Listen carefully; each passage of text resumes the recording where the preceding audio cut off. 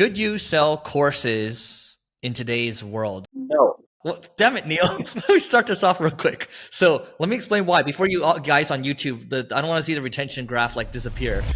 This is Neil Patel, helping you succeed through online marketing. Courses used to be they're still a really good way of making money, right? And a lot of people, especially in the internet marketing world, they would push courses, and some courses would do 20, 30, $40 million a year or so. Tony Robbins would do courses. Very few, by the way. Most coaches don't even do $10 million or even $5 million a year, but yes, keep going. Yes. Okay. And, Neil and I both used to do courses before, and I think our thinking is a little different now in terms of courses. I think courses still have there's a time and place for them, but I don't think the best way, and neither does Neil, I don't think the best way to use courses is to sell courses. No, I don't think so either. I never look here. When I used to sell courses, and this was a long time ago, dude. I think I haven't sold a course in maybe 7-ish years, something long like that, right? I haven't had MP Digital that long, but we stopped it before we started MP Digital. And I don't know what the exact profit numbers we got to, but I know our peak in course revenue was around like $600,000 a month. Now we've done launches and stuff, and we've had, over $1 million in a month, but that doesn't count, right? I'm talking about just consistency. It wasn't hard to hit 300, 400, even 500 and 600,000 a month in revenue.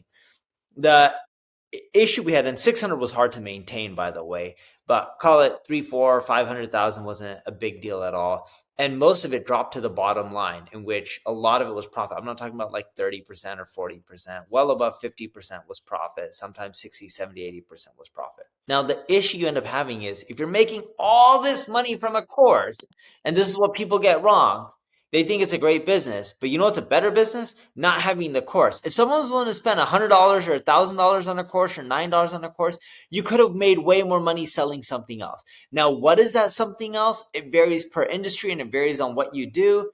But like for me, why the heck would I sell a course for $997 when I can sell consulting services for $10 million a year? No joke. We've had clients spend over $10 million with us. Why would you want people to pay you thousands of dollars for a course or hundreds of dollars or even $10 when you can make money on something bigger? The market for selling marketing services is much bigger than courses. The people who are buying the courses could have just paid us for marketing spend.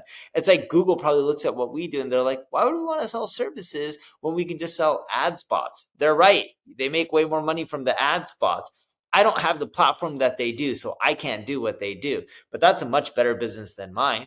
You look at HubSpot. HubSpot's like, why would we want to sell services when we can sell reoccurring software and just give away a lot for free and crush your competition? They got into the game early. It would be tough for me to do what they do. Not impossible, but really tough to build a business at their size. Now, I've taken some of these guys' playbooks and applied it to the services-based business, and it was much more effective for me to do that than it was to sell ebooks and courses.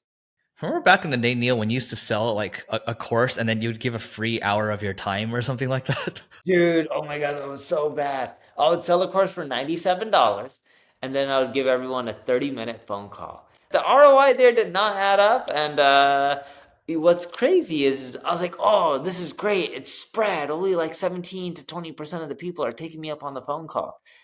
And then my co-founder, not in the course business, but my co-founder of my ad agency, Mike Camo, was like, dude, we should remove that. And this was years ago before he was my co-founder. And then it happened where I was like, conversions didn't change. It ended up being the same thing. I was like, this is great.